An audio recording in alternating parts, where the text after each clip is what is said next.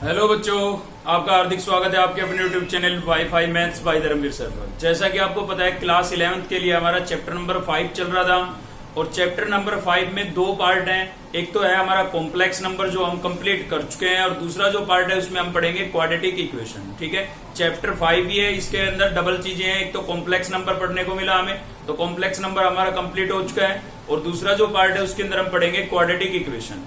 तो चलिए थोड़ा बेसिक जान लेते हैं पहले, क्वाड्रेटिक इक्वेशन किसको बोलते हैं भाई।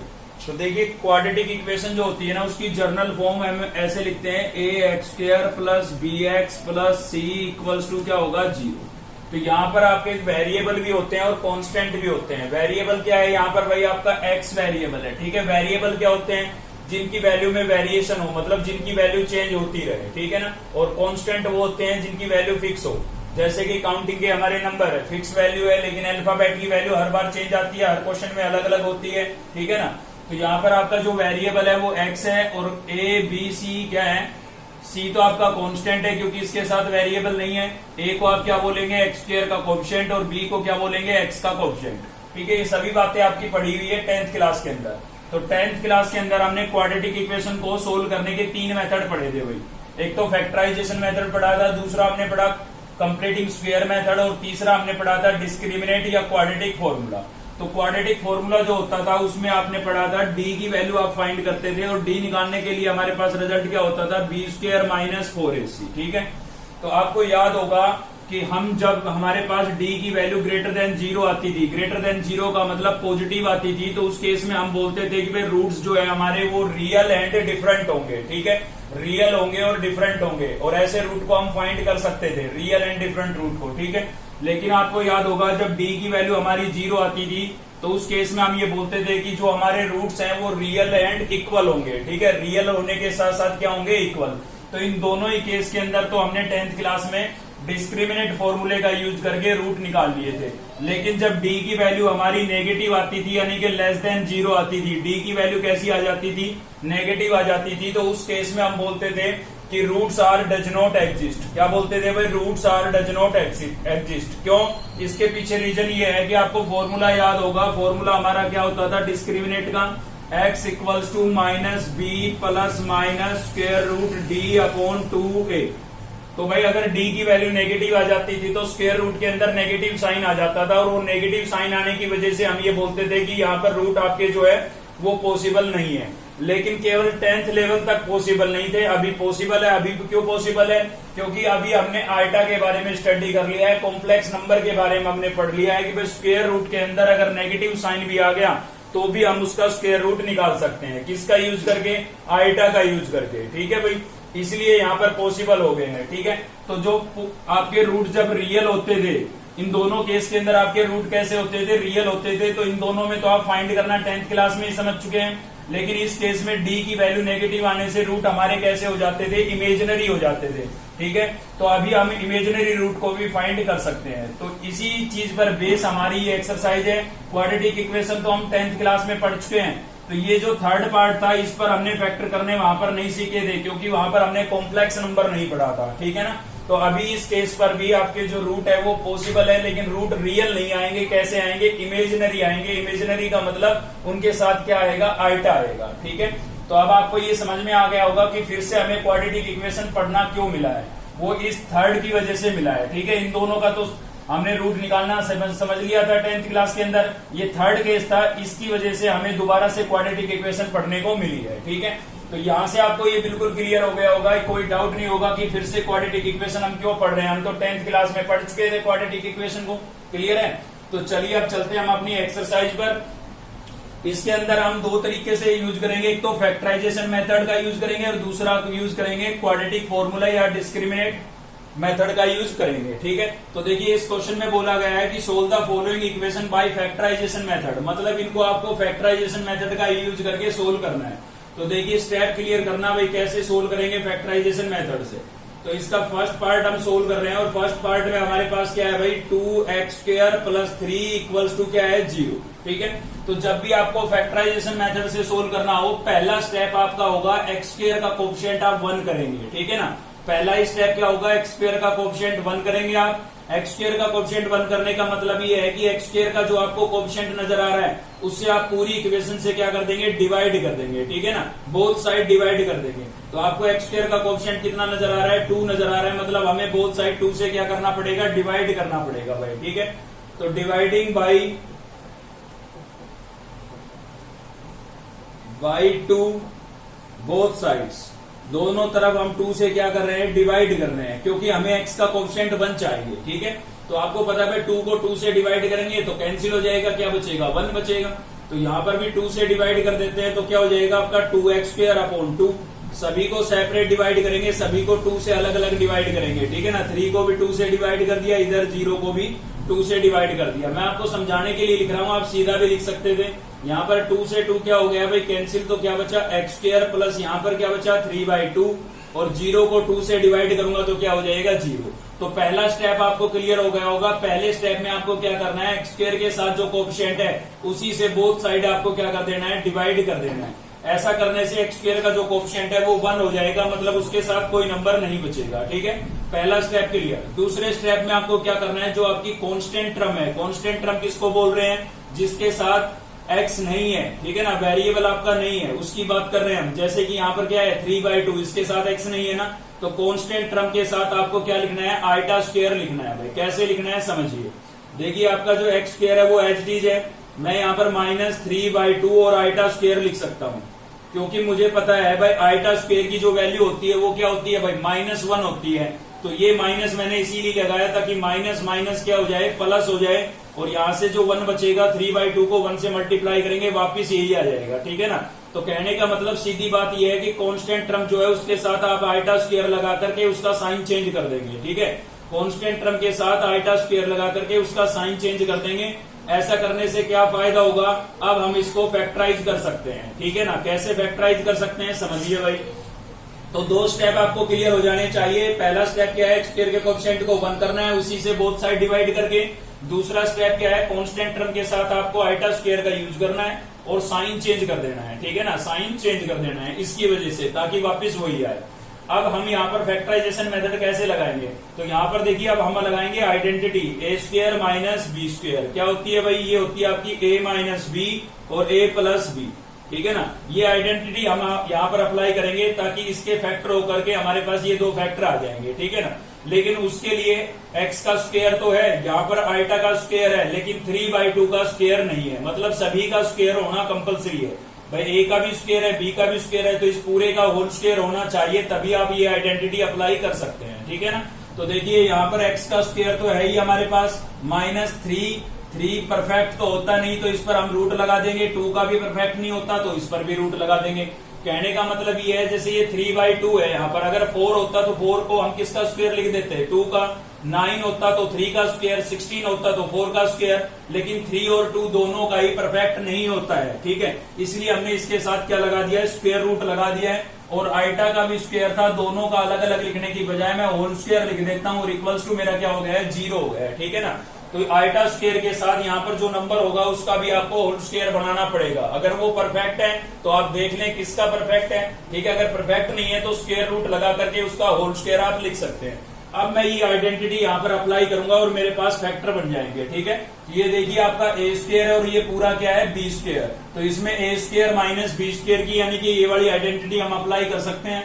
तो क्या होगा, a माइनस बी, a आपका x है और b आपका क्या है भाई, b आपका है स्क्वायर रूट 3/2 आइटा, ठीक है। a प्लस b, तो a आपका x है और b आपका क्या होगा भाई, स्क्वायर रूट 3/2 आइटा। क्लियर है, ये पूरा आपका b है और इक्वल्स टू क्या है भाई, 0। तो ऐसा करने से हमारे पास फैक्टर बन गए हैं, और फैक्टर बनने के बाद हम क्या करते थे, आपको याद होगा, 2 फैक्टर बनने के बाद उनको 1/1 0 के इक्वल लिख देते थे, ठीक है। तो इसको 0 के इक्वल लिखेंगे, x minus square root 3/2 iota equals to क्या लिख देंगे भाई, 0। देखिए 0 के इक्वल क्यों लिखते हैं, क्योंकि इन दोनों का प्रोडक्ट हो रहा है, यहाँ पर किसी चीज का साइन नहीं है, मतलब मल्टीप्लाई का साइन है। और 2 नंबरों का प्रोडक्ट 0 कब आएगा, जब उन दोनों में से कम एक नंबर क्या हो, 0। इसीलिए हम इनको 1/1 0 के इक्वल रखते हैं कि भाई ये अगर 0 है तो x की वैल्यू क्या होगी, और ये 0 है तो x की वैल्यू क्या होगी, ठीक है। तो इसलिए 1/1 0 के इक्वल रखते हैं। वो एक समझने वाली बात थी, अगर आपको नहीं आई कोई दिक्कत नहीं, आप 1/1 इनको 0 के इक्वल रखें बस। तो ये देखिए माइनस का नंबर है, उधर जाएगा किसका हो जाएगा, प्लस का। तो x की वैल्यू हमारे पास आ गई स्क्वायर रूट 3/2 आएगा। ठीक है, एक वैल्यू ये आ गई। अब इसको हम 0 के इक्वल रखते हैं, तो x plus square root 3/2 iota और इक्वल्स टू क्या लिखेंगे भाई, 0 लिखेंगे। ठीक है, ये प्लस की टर्म है हमारी, उधर जाएगी किसकी हो जाएगी, माइनस की। तो यहाँ पर हो जाएगा माइनस स्क्वायर रूट 3/2 आइटा, और ये आपका क्या हो गया, सेकंड आंसर हो गया। तो आपको देखिए यहां से पता लग रहा था डिग्री कितनी थी, 2। और वैसे भी क्वाड्रेटिक इक्वेशन की डिग्री 2 ही होती है। अगर 2 से लेस 2 से ग्रेटर हो गई ना, तो उसको हम क्वाड्रेटिक इक्वेशन नहीं बोल सकते, ये आप याद रखें भाई। ठीक है, वेरिएबल की जो सबसे बड़ी पावर होगी, मैक्सिमम पावर होगी, वो कितनी होनी चाहिए, 2 होनी चाहिए, ना 2 से लेस और ना 2 से ग्रेटर। ठीक है, तभी उसको आप क्वाड्रेटिक इक्वेशन बोल सकते हैं। और डिग्री 2 होने का मतलब ये है, इससे हमें ये भी पता लग रहा है कि इसको जब हम सोल्व करेंगे तो हमारे पास 2 फैक्टर आएंगे। तो देखिए 2 ही फैक्टर आए हैं। ठीक है ना, डिग्री 2 है तो फैक्टर भी कितने होंगे, 2, और जीरोज भी कितनी होगी, 2 होगी। तो 2 जीरोज ही आई है। देखिए एक्स की वैल्यू को जीरोज ही बोलते हैं। जीरोज क्यों बोलते हैं, क्योंकि इन एक्स की वैल्यू को आप इसमें वापस रिप्लेस करके देखेंगे ना, तो इसका रिजल्ट पूरा 0 हो जाएगा, इसलिए हम इनको क्या बोलते हैं, जीरोज बोलते हैं। ठीक है भाई, आपने 10th क्लास में पढ़ा होगा ये। और यहां से भी ये एक्स की वैल्यू आप अगर इसमें रिप्लेस करेंगे तो इसका रिजल्ट 0 हो जाएगा, इसलिए इनको हम क्या बोल रहे हैं, जीरोज बोल रहे हैं। ठीक है ना, वो एक नॉलेज की बात थी। अगर कोई आपको क्वाड्रेटिक इक्वेशन देकर के पूछे कि भाई इसके फैक्टर कितने होंगे बिना सोल्व किए बताइए, तो आप पावर देख के बता सकते हैं 2 फैक्टर होंगे। जीरोज कितनी होगी, पावर कितनी है भाई, 2 है। क्वाड्रेटिक में 2 ही पावर होती है। ठीक है ना, तो जीरोज भी कितनी होगी, 2 ही होगी। ठीक है, तो ये सीधा थोड़ा बता सकते हैं, नॉलेज की बात थी बस। तो ये आपका हो गया फर्स्ट पार्ट। चलिए देखते हैं इसका थर्ड पार्ट भी, ताकि बच्ची कुछ बातें भी आपको अच्छे से क्लियर हो जाए। तो नेक्स्ट हम देख रहे हैं भाई क्वेश्चन नंबर फर्स्ट का थर्ड पार्ट। ठीक है, स्टेप बिल्कुल सेम होंगे, घबराने की जरूरत नहीं है। एक बार स्टेप अगर आप क्लियर कर लेते हैं तो समझिए आ गया, बहुत इजी टॉपिक है ये। ठीक है ना, तो देखिए थर्ड पार्ट देख लेते हैं। थर्ड पार्ट में क्या है हमारे पास भाई, थर्ड पार्ट में हमारे पास है 9x² माइनस 12x और प्लस कितना है हमारे पास 20 और इक्वल टू क्या है 0। ठीक है, तो पहला स्टेप याद कीजिए। पहला स्टेप आपका फर्स्ट स्टेप क्या था, x² का कोएफिशिएंट हमें 1 करना है। तो उसके लिए आपको क्या करना है, x² के साथ जो नंबर है उसी से बोथ साइड क्या करना है, डिवाइड करना है। ठीक है ना, पहला स्टेप आपका यही होगा भाई। तो x² के साथ आपके पास कितना है, 9 है। इसका मतलब हमें 9 से डिवाइड करना पड़ेगा बोथ साइड। ठीक है, तो चलिए 9 से डिवाइड कर देते हैं बोथ साइड। तो लिखेंगे डिवाइडिंग बाई 9 बोथ साइड्स, दोनों तरफ 9 से क्या कर देंगे भाई, डिवाइड कर देंगे। ठीक है, सभी नंबर 9 से डिवाइड हो जाएंगे। तो यहाँ पर हो जाएगा आपका 9x² अपॉन 9 माइनस यहाँ पर क्या होगा भाई 12x अपॉन 9 प्लस यहाँ पर भी क्या हो जाएगा 20 अपॉन 9 और उधर 0 अपॉन 9, 0 ही लिख देता हूं। समझ गए होंगे आप 0 कैसे आएगा, 0 को 9 से डिवाइड करेंगे 0 हो जाएगा भाई। ठीक है, तो यहाँ पर देखिए कैंसिल हो रहे हैं, कैंसिल कर सकते हैं आप। यहाँ पर भी कैंसिल हो रहा है, 3 3 जा 9 और 3 4 जा 12। ठीक है, यहाँ पर कैंसिल नहीं हो रहा है। तो क्या बचा भाई हमारे पास, यहाँ से बचा है x², यहाँ से क्या बचा माइनस 4 के साथ क्या है x है, तो 4x और अपॉन में कितना बचा है 3 और प्लस में आपके पास यहाँ पर बचा है भाई 20 अपॉन में 9 और इक्वल्स टू क्या है 0। अब देखिए यहाँ पर थोड़ा चेंज आएगा, उसको आप क्लियर करना। देखिए इसीलिए मैंने ये थर्ड पार्ट भी आपके लिए लिया था इस क्वेश्चन में, और इस क्वेश्चन में दोनों में एक चीज का फर्क है। क्या फर्क है भाई, है तो दोनों क्वाड्रेटिक इक्वेशन, लेकिन इसमें स्क्वायर वाली टर्म तो है, x² वाली टर्म तो है फर्स्ट वाले में, लेकिन x वाली टर्म नहीं थी, जिसकी वजह से सीधी हमारी आइडेंटिटी बन गई। अगर x की टर्म इसमें आ जाती है, जैसे यहाँ पर देखिए x की टर्म भी आ रही है ना, इसमें केवल x² और कांस्टेंट टर्म थी, इसमें x² और कांस्टेंट टर्म ये रही दोनों। ठीक है ना, इसके अलावा x की टर्म भी आ गई। तो x की टर्म जब आ जाती है ना, तो आपको आइडेंटिटी बनाने से पहले होल स्क्वायर बनाना पड़ेगा भाई। कंप्लीटिंग स्क्वायर मेथड जो पढ़ा था उसका थोड़ा यूज होगा इसके अंदर। ठीक है ना, तो क्या था वो कंप्लीटिंग स्क्वायर मेथड, आपको यहाँ पर कंप्लीट स्क्वायर बनाना पड़ेगा। अब उसके लिए क्या करना है, हमें इन दोनों नंबरों के साथ एक थर्ड नंबर ऐसा चाहिए जिससे कंप्लीट स्क्वायर बन जाए, और वो थर्ड नंबर पता करने का तरीका है। ध्यान से समझिएगा, अब तक कंप्लीटिंग स्क्वायर मेथड नहीं आया तो अब जरूर आएगा आपको। तो वो क्या तरीका है, हमें पता करना है कि इसके अंदर ऐसा क्या नंबर ऐड करें कि ये कंप्लीट स्क्वायर बन जाए। तो उस नंबर को पता करने का तरीका है, x का कोएफिशिएंट आप देख लें। x का कोएफिशिएंट कितना है यहाँ पर 4/3, और रफ में लिख लें इसको भाई। तो ये मैंने x का कोएफिशिएंट रफ में लिख दिया है 4/3। ठीक है, ऐसा हमने इसमें क्यों नहीं किया, क्योंकि इसमें x की टर्म ही नहीं थी। ठीक है ना, तो x की टर्म नहीं थी तो x का कोएफिशिएंट वहां पर 0 था। तो जीरो के साथ तो कोई मल्टीप्लाई करो या डिवाइड करो, रिजल्ट क्या आना था, जीरो आना था, इसलिए हमारी इसमें सीधी आइडेंटिटी बन गई। लेकिन इसमें एक्स की टर्म है तो इसमें कंप्लीट स्क्वायर बनाना पड़ेगा हमें, और उसके लिए आपको इसमें कोई नंबर ऐड या सब्ट्रैक्ट करना पड़ेगा। अब वो कोई नंबर क्या होगा उसको पता करने का तरीका है कि x के कोएफिशिएंट को आप रफली लिख लें पहले तो, ठीक है ना, ध्यान से समझिएगा। x का कोएफिशिएंट हमने लिख लिया और इसको 2 से डिवाइड कर दे, तो भाई 2 से डिवाइड करने का मतलब है अपोन में 2 लिखना, तो लिख दिया मैंने अपोन में 2। अगर कैंसिल हो रहा है तो आप कैंसिल कर सकते हैं, 2 1 जा 2, 2 2 जा 4, ठीक है। कैंसिल करने के बाद आप इसका क्या कर देंगे, होल स्क्वायर, तो न्यूमिनेटर में बचा है 2 और डेनोमिनेटर में बचा है 3 और पूरे का हमने किया होल स्क्वायर, तो 4/9 नहीं हो गया भाई। एक बार फिर से रिपीट कर रहा हूं, कैसे पता करेंगे आप नंबर का कि क्या नंबर इसमें ऐड और सब्ट्रैक्ट करें हम। x के कोएफिशिएंट को आप रफली लिखेंगे, उसको 2 से डिवाइड करेंगे, डिवाइड करने के बाद कुछ कैंसिल हो रहा है तो कैंसिल कर सकते हैं, नहीं हो रहा है तो सीधा स्क्वायर कर देंगे। तो कैंसिल हो रहा था, हमने कैंसिल किया, उसके बाद आपने स्क्वायर किया, तो स्क्वायर करने पर हमारे पास क्या आ गया, 4/9 आ गया। मतलब इसको कंप्लीट स्क्वायर बनाने के लिए मुझे इसके साथ प्लस 4/9 चाहिए, ठीक है ना। तो आप देखिए कोई नंबर अगर आप ऐड करेंगे तो सब्ट्रैक्ट भी आपको करना पड़ेगा ताकि उस इक्वेशन पर कोई इफेक्ट ना पड़े, ठीक है।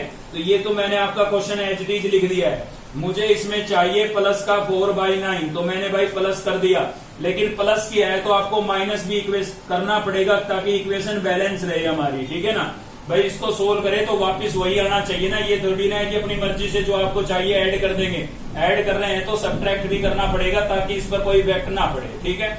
अब आपको क्या करना है, जो ये प्लस का नंबर है ना, इसको आपको एक्स स्क्वायर और एक्स की टर्म के बीच में लिखना है, क्योंकि इन तीनों से ही आपका होल स्क्वायर बनेगा, इन दोनों से और तीसरा ये। अभी मैं आपको बताऊंगा इन तीनों से क्यों बनेगा, पहले लिखते हैं। देखिए यहाँ पर था हमारे पास एक्स स्क्वायर प्लस ये 4/9 इनके बीच में लिख रहा हूं मैं, यहाँ पर 4/9 मैंने बीच में लिख दिया है, और माइनस में मेरे पास क्या है भाई 4x/3, ठीक है।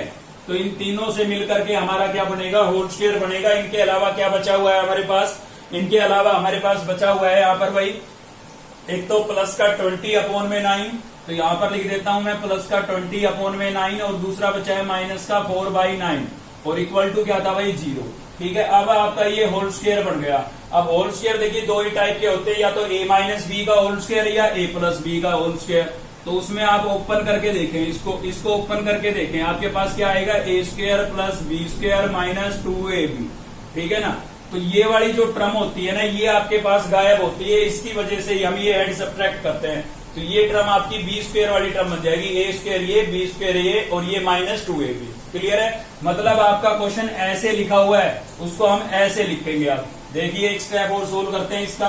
तो यहाँ पर देखिए x का स्क्वायर तो पहले ही है, 4 को मैं 2 का स्क्वायर लिख सकता हूँ और 9 को 3 का, तो इसका मैंने पूरे का होल स्क्वायर लिख दिया, क्योंकि आप देख सकते हैं a square plus B square है, तो इसका स्क्वायर तो था, इसका स्क्वायर मुझे बनाना था ताकि ये आइडेंटिटी बन जाए, ठीक है ना। और माइनस में मेरे पास क्या है भाई 4x/3, ठीक है।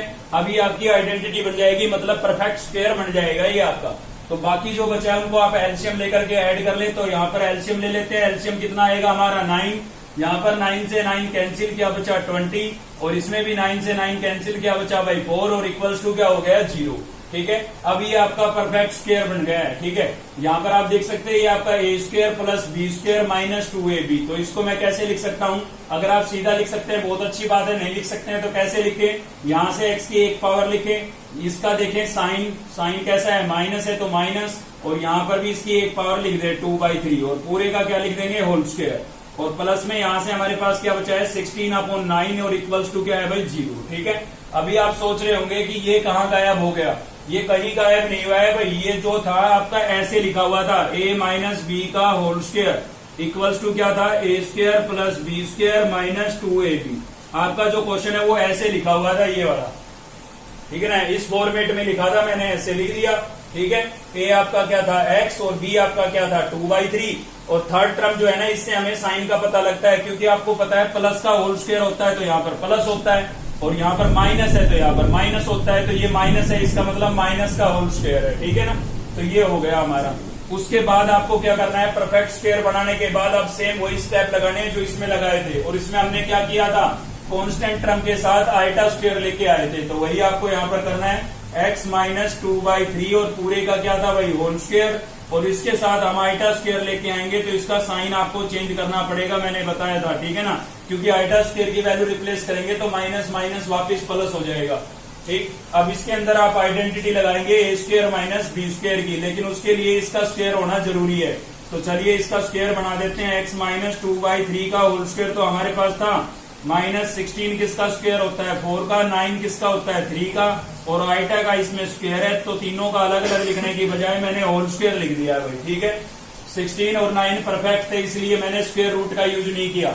अब मैं इसमें आइडेंटिटी लगा सकता हूं ए स्क्वायर माइनस बी स्क्वायर, तो क्या होगी ए माइनस बी और ए प्लस बी। ठीक है, इस आइडेंटिटी को हम अप्लाई कर सकते हैं यहाँ पर, तो चलिए अप्लाई कर देते हैं। इधर बता रहा हूं, वहां पर आपको कम दिखेगा थोड़ा, ठीक है, तो इधर बता देता हूं। देखिए इसमें अगर हम आइडेंटिटी लगाएंगे ए माइनस बी, तो ए आपका ये है पूरा और ये पूरा क्या है भाई बी, तो ए माइनस बी, बी आपका क्या है 4/3 आइटा। ठीक है, और ए आपका क्या है, ए आपका है एक्स माइनस 2/3, ये पूरा ए है, प्लस बी, बी आपका क्या है भाई, बी आपका है 4/3 आइटा, और इक्वल्स टू क्या है 0। अब क्या करना है 1/1 0 के इक्वल रखना है, तो इसको 0 के इक्वल रखेंगे, एक्स माइनस 2/3 माइनस 4/3 आइटा, और इक्वल्स टू क्या हो जाएगा 0। तो हमें यहाँ से x की वैल्यू चाहिए, दोनों माइनस की टर्म है उधर लेके जाएंगे, किसकी हो जाएगी प्लस की हो जाएगी, तो 2/3 भी प्लस का हो जाएगा और 4/3 आइटा भी प्लस का हो जाएगा। आप चाहो तो इसका एलसीएम भी ले सकते हैं, एलसीएम लेंगे कितना आएगा 3 आएगा, तो यहाँ से बचेगा 2 और इसमें 3 से 3 कैंसिल हो गया, क्या बचेगा भाई 4 आइटा। ठीक है, तो एक आंसर तो आपका ये आ गया। अब इसको 0 के इक्वल रख लें, तो x माइनस 2/3 प्लस 4/3 आइटा को हम 0 के इक्वल रखेंगे। यहाँ से x की वैल्यू निकालनी है तो इनको 1/1 उधर लेके जाएंगे भाई, माइनस का 2/3 उधर जाएगा, प्लस का हो जाएगा, और आपका जो ये माइनस का 4/3 है ये भी उधर जाएगा, किसका हो जाएगा माइनस का हो जाएगा।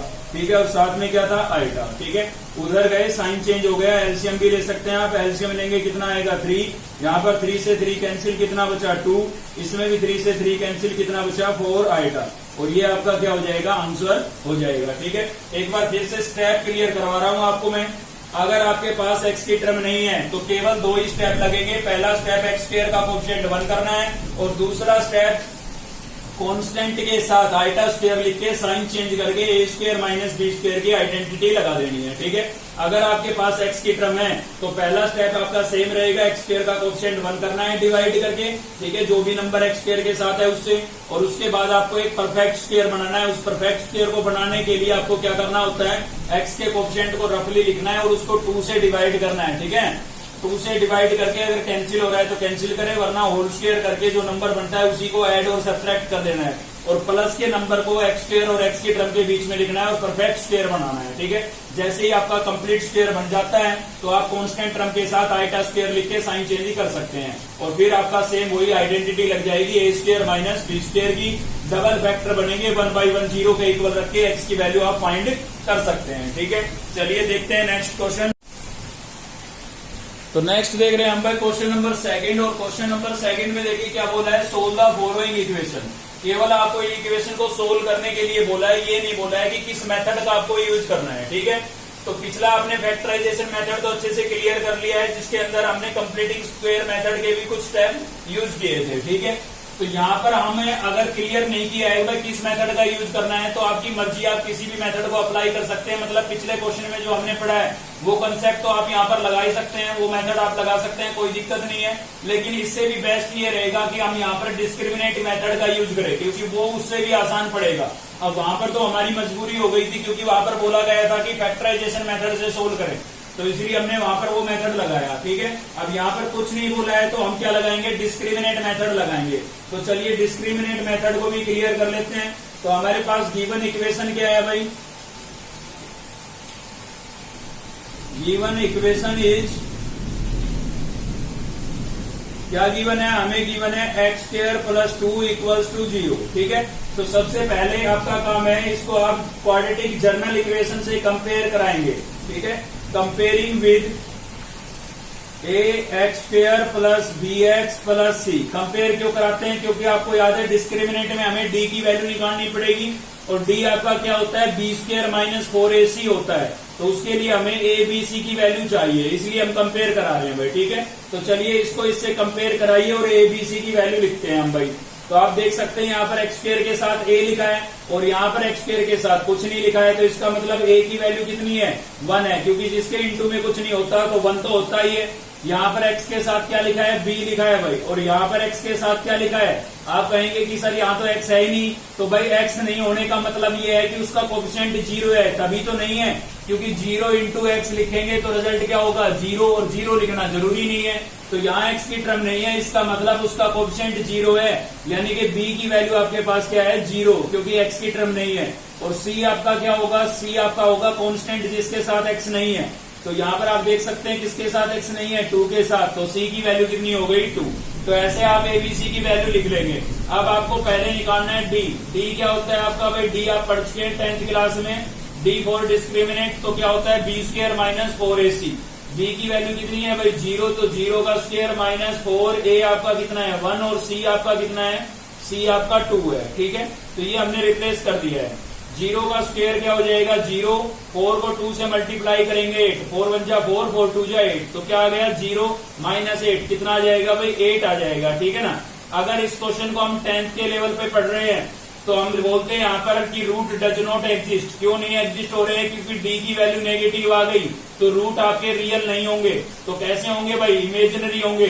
लेकिन 10th के लेवल पर हम इमेजिनरी रूट को फाइंड नहीं कर सकते थे, अभी कर सकते हैं। अभी क्यों कर सकते हैं, क्योंकि हमने कॉम्प्लेक्स नंबर को स्टडी कर लिया है, ठीक है। तो आप यहाँ पर अब ये नहीं लिखेंगे रूट डज नॉट एग्जिस्ट, क्योंकि अभी पॉसिबल है, इमेजिनरी रूट को हम फाइंड कर सकते हैं। और फाइंड करने के लिए आपको पता होगा कि फॉर्मूला हमारा क्या होता था x की वैल्यू निकालने के लिए, ये होता था आपका -b plus minus square root d upon 2a। हो सकता है आपने यहाँ पर d की बजाय पढ़ाओ b स्क्वायर माइनस 4ac, तो वो बात एक ही है, आप b स्क्वायर माइनस 4ac की वैल्यू अलग से निकाल के यहाँ पर रिप्लेस कर दे, या सीधा यहाँ पर भी निकाल सकते हैं। मतलब d लिखने की बजाय यहाँ पर आप b स्क्वायर माइनस 4ac भी लिख सकते हैं, ठीक है भाई। चलिए आगे सोल्व करते हैं इसको। तो यहाँ पर हो जाएगा हमारा x इक्वल्स टू, सभी की वैल्यू रिप्लेस करते हैं, तो b आपके पास था 0, यहाँ लिखूंगा 0, 0 के आगे नेगेटिव साइन नहीं लगाते हम, तो खाली 0 लिखेंगे भाई, plus minus square root d की वैल्यू आपके पास कितनी आई है, ये d की वैल्यू -8 आई थी, ठीक है ना। और अपोन में क्या है आपके पास 2a आपका कितना है भाई, a आपका 1 है, तो यहाँ पर लिख देते हैं 1, ठीक है। तो x इक्वल्स टू क्या हो जाएगा, 0 लिखना जरूरी नहीं, प्लस माइनस, अब इसको देखिए मैं कैसे लिखूंगा, -1 इंटू 8 लिख दूंगा, क्योंकि मुझे आइटा चाहिए। यहाँ पर नेगेटिव को हटाना है तो आइटा लेके आना पड़ेगा, इसलिए मैंने -1 इंटू 8 करके लिख दिया इसको। 2 1 जा कितना हो जाएगा 2, ठीक है। तो x इक्वल्स टू हो गया भाई प्लस माइनस 8 का स्क्वायर रूट होता नहीं है, तो इसको हम रूट 8 ही लिखेंगे, और रूट -1 को हम क्या लिख सकते हैं, आइटा, और अपोन में आपके पास क्या था, 2 था, ठीक है। छोड़ने को तो यहाँ पर छोड़ सकते हैं, लेकिन और सोल्व करेंगे तो ज्यादा अच्छी बात है, ठीक है। तो 8 को आप लिख सकते हैं 2 मल्टीप्लाई 2 मल्टीप्लाई 2, मतलब 8 के अगर आप प्राइम फैक्टर निकालेंगे तो आपके पास क्या आएगा, 2 इंटू 2 इंटू 2 आएगा। तो यहाँ पर आप देख सकते हैं पेयर में से, जोड़े में से एक 2 स्क्वायर रूट से बाहर चला जाएगा, तो एक 2 बच गया आपका, यानी कि 8 को आप क्या लिख सकते हैं, 2 रूट 2 लिख सकते हैं। उससे क्या फायदा होगा भाई लिखने से, फायदा ये होगा कि अपोन में जो 2 है ना वो कैंसिल हो जाएगा, इसीलिए लिखना जरूरी हो गया है यहाँ पर, ठीक है ना। तो अपोन में आपके पास क्या था 2, 8 को मैंने लिख दिया है 2 रूट 2, तो 2 से 2 आपका क्या हो गया, कैंसिल। तो x इक्वल्स टू हमारे पास आ गया प्लस माइनस रूट 2 आइटा, ठीक है। ये डबल है, x की डबल वैल्यू है, आप चाहें तो इसको अलग अलग भी लिख सकते हैं। एक बार लिख दें x की प्लस का रूट 2 आइटा, और दूसरी बार लिख देंगे x की वैल्यू माइनस रूट 2 आइटा, या फिर कॉमन ऐसे भी लिख सकते हैं, याद रखें। लेकिन यहाँ पर डबल वैल्यू है x की, ठीक है। कभी आप ये कहें कि x की डिग्री 2 थी तो x की डबल वैल्यू आनी चाहिए थी, डबल तो आई नहीं, डबल ही है। एक बार पॉजिटिव लेंगे आप, एक बार नेगेटिव लेंगे, ठीक है। चलिए देखते हैं इसका 5th पार्ट भी। तो चलिए भाई 5th पार्ट देख रहे हैं। देखिए कंफ्यूज होने की बिल्कुल जरूरत नहीं है, जहां पर बोला जाएगा कि फैक्टराइजेशन मेथड, तो उसमें तो आपको जो हमने फर्स्ट क्वेश्चन में कंसेप्ट पढ़ा है ना वो अप्लाई करना है। अगर कुछ भी नहीं बोला है तो आपकी मर्जी, आप डिस्क्रिमिनेट भी लगा सकते हैं या फैक्टराइजेशन मेथड भी, मतलब पिछले क्वेश्चन वाला मेथड भी लगा सकते हैं, ठीक है ना। कुछ भी नहीं बोला है तो खाली सोल्व करने के लिए बोला गया है। तो चलिए 5th पार्ट भी देखते हैं। तो क्या है हमारे पास भाई -x² plus x -2 equals to 0। तो सबसे पहले तो आप इसको कंपेयर करा लें ताकि हमारे पास ए बी सी की वैल्यू आ जाए। तो comparing with A X square plus B X plus C equals to 0। तो आप कंपेयर करा रहे हैं तो ए की वैल्यू यहां से कितनी हो जाएगी भाई, एक्स स्क्वायर का कोएफिशिएंट ए है, यहाँ पर एक्स स्क्वायर का कोएफिशिएंट कुछ नहीं है तो कितना होगा 1, और साइन किसका है माइनस का, तो माइनस का 1 होगा ए की वैल्यू। बी की वैल्यू क्या हो जाएगी, यहाँ पर एक्स का कोएफिशिएंट बी है, यहाँ पर एक्स का कोएफिशिएंट कुछ नहीं है तो बी की वैल्यू कितनी हुई भाई 1, ठीक है। और सी की वैल्यू क्या होगी -2, विद साइन लिखेंगे, ठीक है ना। तो सी की वैल्यू हो गई हमारे पास -2। अब आप यहाँ से डी निकालेंगे तो डी क्या होगा, बी स्क्वायर माइनस 4ac होगा भाई। अब बी आपका कितना है, बी आपके पास है 1, इसका स्क्वायर -4a, ए कितना है -1 और सी कितना है भाई -2, ठीक है। तो इसको सोल्व कर ले, 1 का स्क्वायर 1 होगा, minus minus plus plus minus minus, 4 1 जा 4, 4 2 जा 8, तो 1 - 8 कितना आ गया -7 आ गया है, ठीक है। अब आप अपना फॉर्मूला अप्लाई कर लें तो x इक्वल्स टू क्या था -b plus minus square root D upon 2a, ठीक है भाई। सभी की वैल्यू रिप्लेस कर दें इसमें, तो देखिए b की वैल्यू कितनी है आपके पास 1 है, तो यहाँ पर लिखूंगा मैं 1, तो 1 माइनस का आ जाएगा आपका प्लस माइनस d की वैल्यू कितनी है -7 अपॉन 2a, a कितना है भाई -1 है, ठीक है ना। तो सभी की वैल्यू मैंने यहाँ पर रिप्लेस कर दिया, x इक्वल्स टू क्या हो जाएगा -1 प्लस माइनस 7 का स्क्वायर रूट होता नहीं और -1 को हम क्या लिख देंगे आइटा। क्लियर हो गया होगा आपको आइटा कहाँ से आया, क्योंकि -7 को हम -1 इंटू 7 लिखेंगे और माइनस स्क्वायर रूट -1 को आप क्या लिख सकते हैं आइटा लिख सकते हैं। 2 को -1 से मल्टीप्लाई करेंगे -2, तो यहाँ पर भी आप अपना आंसर छोड़ सकते हैं या इसको 2 बार लिख के बता सकते हैं। कैसे, x की वैल्यू एक तो हो गई आपकी -1 प्लस √7 आइटा अपॉन -2, ठीक है। एक बार हमने ये प्लस का साइन ले लिया बीच से और एक बार किसका ले लेंगे माइनस का, बाकी सेम लिखेंगे, ठीक है ना। तो ये हो गया आपका सेकंड आंसर। तो x की डबल वैल्यू आपके पास आ गई है जो कि आपके क्या होंगे आंसर होंगे यहाँ पर, ठीक है। तो ये आपका था डिस्क्रिमिनेट मेथड। तो नेक्स्ट हम देख रहे हैं भाई क्वेश्चन नंबर 3। देखिए कंसेप्ट वो का वो है सेम, उसी तरीके से आपको इसके सभी पार्ट सोल्व करने हैं। फिर भी हमने थर्ड का एक 5th पार्ट लिया है ताकि स्क्वायर रूट से रिलेटेड भी क्वेश्चन आपके क्लियर हो जाए, ठीक है। तो देखिए यहाँ पर क्या बोला है, solve the following equation by using the general expression for the roots of a quadratic equation. तो जब तक फैक्टराइजेशन मेथड नहीं आता है तो आपको मैं सलाह दूंगा कि जब तक ये नहीं बोला जाता कि यूजिंग फैक्टराइजेशन मेथड, तब तक आप डिस्क्रिमिनेट का यूज करें क्योंकि यही सबसे इजी पड़ता है। तो यहाँ पर आप डिस्क्रिमिनेट का यूज कर सकते हैं, कोई दिक्कत नहीं है, ठीक है। जनरल एक्सप्रेशन का मतलब यही है कि आप दोनों में से कोई भी मेथड का यूज कर सकते हैं। तो यहाँ पर हम डिस्क्रिमिनेट का यूज करते हैं, तो यहाँ पर मैं कंपेयरिंग कर लेते हैं, ठीक है। ए बी सी की वैल्यू निकालने के लिए comparing with A X square plus B X plus C equals to 0। Third question के काफी पार्ट हैं लेकिन कंसेप्ट सेम है, एक ही चीज को बार बार बताने से कोई फायदा नहीं है। फिर भी एक पार्ट हमने लिया है ताकि स्क्वायर रूट से रिलेटेड आपके क्वेश्चन सोल्व हो जाए, ठीक है। तो आप देख सकते हैं यहाँ पर ए की वैल्यू आपकी कितनी हो जाएगी √5, बी की वैल्यू कितनी हो जाएगी 1, एक्स का कोएफिशिएंट 1 है, और सी की वैल्यू क्या हो जाएगी भाई √5 हो जाएगी। तो यहाँ से आप निकाल सकते हैं डी क्या होता है हमारा B square minus 4ac। B आपका कितना है भाई, बी आपका 1 है तो 1 का स्क्वायर माइनस 4a, ए आपका कितना है √5 और सी भी आपका कितना है √5 है, ठीक है। इसको आप सोल्व कर लें, 1 का स्क्वायर 1 माइनस 4 आपका एच डी है √5 इंटू √5, तो 5 को 5 से मल्टीप्लाई करेंगे 25 का स्क्वायर रूट कितना होगा 5 होगा। या फिर आप ऐसे समझ सकते हैं एक पेयर बन गया, 2 का एक जोड़ा बन गया, जोड़े में से एक 5 बाहर आ जाएगा, ऐसे भी समझ सकते हैं, ठीक है ना। तो क्या होगा, या फिर स्क्वायर हो गया होल स्क्वायर, स्क्वायर से स्क्वायर रूट कैंसिल हो गया, कैसे भी समझे बात एक ही है। 5 4 जा कितना हो जाएगा 20, 1 में से 20 को माइनस करेंगे तो माइनस का 19 आ जाएगा आपके पास भाई।